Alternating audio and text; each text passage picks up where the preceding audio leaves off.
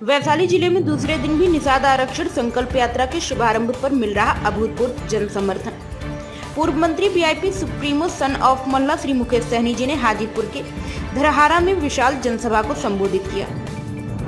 और अभी मोदी जी चाहते हैं कि देश एक है तो एक ही चुनाव होना चाहिए, और सही सोचे हैं। जब देश एक है तो एक ही कानून होना चाहिए, तो एक ही कानून है तो बंगाल में निषाद को आरक्षण है तो बिहार में भी लागू कर दीजिए।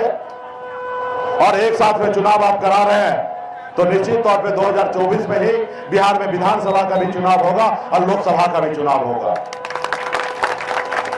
और इस बार जो निषाद का बेटा को सम्मान देगा, अधिकार देगा, वही व्यक्ति राज्य में और केंद्र में सरकार बना सकता है। साथियों, आज यूपी, बिहार, झारखंड में निषाद के पास इतना ताकत है, आपके पास इतना ताकत है जैसे हनुमान जी के पास शक्ति था, लेकिन उनके पास अंदाजा नहीं था कि वो उसके पास कितना शक्ति है। जब उनको याद दिलाया गया कि हे प्रभु, आपके पास अपरंपार शक्ति है, आप 7 समुद्र पार करके रावण को लंका जला सकते हैं। जब हनुमान जी का एहसास हुआ तो 7 समुद्र पार करके रावण को लंका को जलाने का काम किया। साथियों, आज वही शक्ति पावर है कि अगर पूरा बिहार, यूपी, झारखंड के निषाद अपने पैर पे खड़ा हो जाए तो पटना क्या, हम दिल्ली को कब्जा कर सकते हैं। साथियों, दिल्ली को कब्जा कर सकते हैं।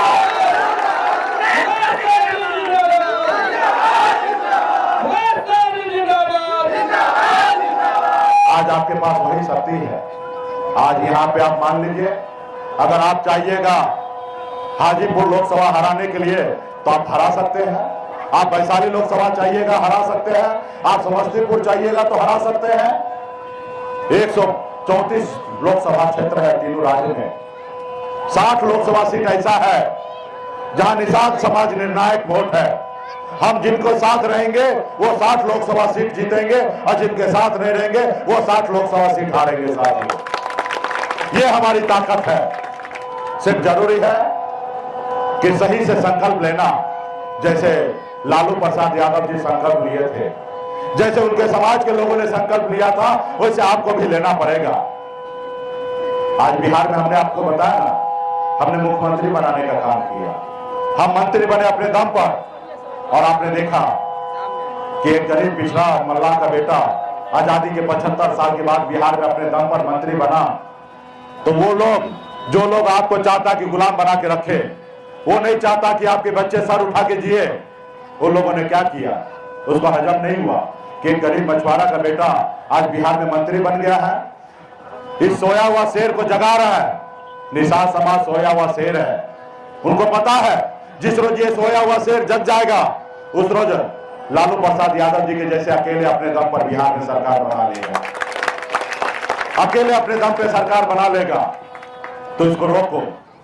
इस समाज को रोकने के लिए इसका आवाज मुकेश सहनी बन चुका है। मुकेश सहनी को खत्म करोगे तो इनका समाज रुकेगा, खत्म होगा। और उन्होंने एक रणनीति के तहत हमारे विधायक को खरीद लिया, हमें सरकार से बाहर कर दिया, जो सरकार हमने बनाया था, सिर्फ इसलिए क्योंकि आपका आवाज को दबाना चाह रहा था। आज झुका है, मेरे पास आ रहा है। लोग कहते हैं कि दोस्ती कर लीजिए, अपनी पार्टी को विलय कर लीजिए और अगला मुख्यमंत्री आप बन जाइए। हमने कहा भाई, हम मलाह है, मलाह के बेटा है, जाल में मछली फंसाते हैं, हम फंसते नहीं हैं। हम अपना झोपड़ी में रहेंगे, लेकिन झोपड़ी का बादशाह बन के रहेंगे, राजा बन के रहेंगे। तुम्हारे महलों में नहीं आना, गुलामी करने के लिए वहां पे नहीं आना है। हाँ, समझौता हो सकता है, राजनीति है, कोई दोस्त और दुश्मन नहीं होता है। समझौता होगा। आप निषाद समाज को आरक्षण लागू कर दो, आप जो कहोगे मैं मानने के लिए तैयार होगा। और आरक्षण नहीं होगा तब तक कोई समझौता आपसे नहीं होगा। हम लड़ेंगे, हम लड़ेंगे। क्या होगा? हम गिरेंगे। लड़ाई में तो दो ही को परिणाम होता है साथियों, हार या जीत। और आप जब लड़ाई लड़िएगा तो क्या होगा? हार होगा। फिर लड़ेंगे, फिर उठेंगे, तैयारी करके उठेंगे, फिर लड़ेंगे। हो सकता है फिर गिर जाएंगे, फिर उठेंगे, फिर लड़ेंगे। और एक न एक दिन हार भी शर्मिंदा होगा और हमें जिताएगा साथियों, हमें जिताएगा। आज आजादी के 75 साल से आप, हम, हमारे पिताजी, दादाजी, सभी लोगों ने वोट गिराते आया है, लेकिन कभी परिवर्तन नहीं हुआ है। लेकिन 2020 में आपने वोट गिराया तो परिवर्तन हुआ कि निषाद का बेटा के दम पर बिहार में सरकार बना। साथियों, आज आपके पास एक वोट गिराने का क्षमता है, ताकत है। आपके वोट में इतना ताकत है कि राज्य का मुख्यमंत्री और देश का प्रधानमंत्री आपके वोट से बनता है। और जो बात से लड़ाई लड़ता है, जो पंगा लेता है, वो आपने देखा 2020 में आपको गठबंधन से बाहर किया, वो सरकार से बाहर चला गया। तो इसलिए साथियों, जरूरी है संघर्ष करना, लड़ाई लड़ना, और आज लड़ाई लड़ेंगे तब जाके आपके आने वाला पीढ़ी बेहतर जिंदगी जिएगा। आज देखिए देश दुनिया कितना आगे निकल गया है, लेकिन आपका बच्चा कैसे आप पीछे रह गया है। आज ठंड का महीना 3 महीने के बाद आएगा, दिसंबर का महीना होगा। जब ठंड का समय आएगा, लोग अपने रजाई से बाहर नहीं निकलेंगे, अपने कंबल से बाहर नहीं निकलेंगे, अपने घर से बाहर नहीं निकलेंगे। लेकिन आपका बेटा, आपका भाई, आपका पिताजी क्या करेगा? उस समय में, इतने ठंड में उनको पानी में उतरना पड़ता है, झील में उतरना पड़ता है, तालाब में उतरना पड़ता है, नदी में उतरना पड़ता है। किस लिए? अगर वो मछली नहीं मारेंगे तो उसके घर पे चूल्हा नहीं जलेगा। आज जो आपके कष्ट आपके बच्चे, आपके परिवार के लोग झेल रहा है, क्या आप चाहते हैं कि आपके आने वाला पीढ़ी ऐसे जिंदगी जिए? क्या आप नहीं चाहते कि आपके आने वाला पीढ़ी कलेक्टर बने? आज औरों का बेटा कलेक्टर बनता है, एसपी बनता है, और उस समाज को कितना खुशी मिलता है। आज बताइए ना, बिहार में आजादी से लेकर अब तक बिहार में कभी निषाद का बेटा को कलेक्टर बनते देखा आपने? कोई भी जिला में क्या निषाद का बेटा कलेक्टर नहीं बन सकता है? बन सकता है। सिर्फ जरूरी है उसके लिए हमें लड़ाई लड़कर संघर्ष करके हमें उसके अधिकार दिलाना है साथियों, और इसके लिए आप ही को लड़ना पड़ेगा।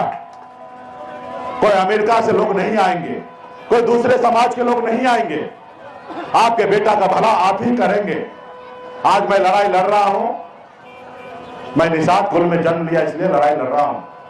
अगर मैं ब्राह्मण कुल में जन्म लेता, राजपूत कुल में जन्म लेता, तो क्या मैं आपके लिए लड़ाई लड़ता? हजारों लाखों लोगों ने तो जन्म लिया, कभी किसी ने आया आपके लिए लड़ाई लड़ने के लिए? नहीं आया। मैं लड़ने के लिए इसलिए आया हूं क्योंकि मैं आपका भाई, आपका बेटा हूं। आज आप लोग यहां पे आए हैं, आपका मैं भाई बेटा हूं, इसलिए आप आए हैं। तो इसलिए साथियों, लोग हमें कहते हैं कि आप जात की राजनीति करते हैं। हमने उनको कहा, भाई मैं जात की राजनीति नहीं करता हूं, मैं अपने परिवार के लिए लड़ाई लड़ता हूं। निषाद समाज मेरे लिए जात नहीं है, ये मेरा परिवार है। मैं अपने परिवार के लिए लड़ाई लड़ता हूं, और परिवार के लिए बात करना और उसके हक अधिकार के लिए लड़ाई लड़ना कोई गुनाह नहीं है। अगर ये कोई गुनाह है तो ऐसे गुनाह 1000 बार मैं करने के लिए तैयार हूं, मैं इससे पीछे नहीं हटूंगा। हमारे पार्टी में सभी जाति धर्म के लोग हैं, मैं किसी का अपमान नहीं कर रहा हूं, मैं उसका अधिकार छीनने की बात नहीं करता हूं, सिर्फ अपने अधिकार मांगने की बात करता हूं। तो इसलिए साथियों, आपका दल बन चुका है, आप दल के साथ रहिए। जो दल के साथ रहे, दल जिसका बन जाता है, अगर दल के साथ रहिएगा तो बल मिलेगा दल को, और दल को बल मिला तो आपका समस्या का हल होगा साथियों।